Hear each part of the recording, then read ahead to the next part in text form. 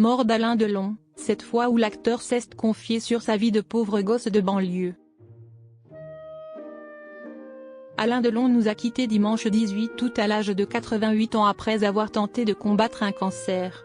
L'acteur n'a pas toujours eu une vie facile et s'était confié à plusieurs reprises sur son enfance douloureuse ainsi que sur sa vie de banlieusard sans avenir. Dimanche 18 août, Alain Delon s'est éteint sereinement dans sa maison de Douchy, entouré de ses 3 enfants et des siens. Siesti après avoir survécu à un AVC en 2019 et avoir tenté de combattre en vain un cancer que le guépard a cessé de rugir. Les dernières années n'ont pas été faciles pour l'acteur qui a également connu une jeunesse parfois compliquée et douloureuse. À 17 ans et demi, il s'engage dans l'armée française et part pour l'Indochine. Là-bas le futur acteur, qui ne le sait pas encore, passera par la case prison pour avoir dérobé une Jeep et soufflera sa 20e bougie derrière les barreaux.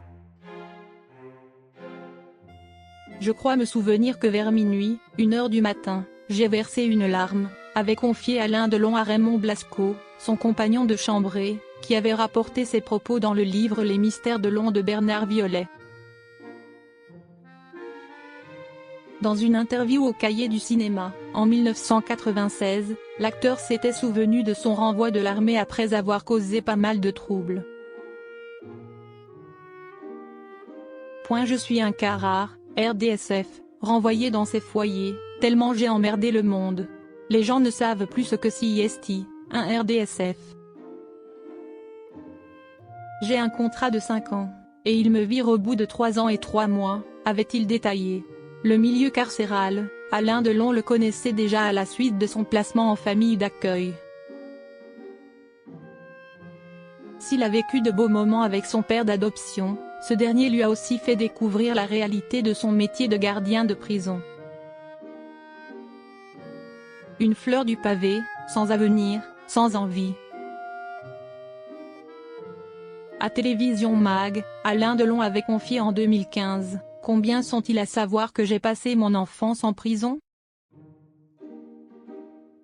Du moins dans la cour de la prison de Fresnes, mon père adoptif y était gardien, où je jouais avec d'autres enfants de gardiens. » Et sur son enfance, justement, l'acteur avait répondu avec beaucoup de transparence à nos confrères de Télérama lors d'une interview en 1990. S'il était un petit dur ? Plutôt un pauvre gosse de la banlieue de Sceaux, une fleur du pavé, sans avenir, sans envie, qui déjà crevait des nuits, avait-il regretté.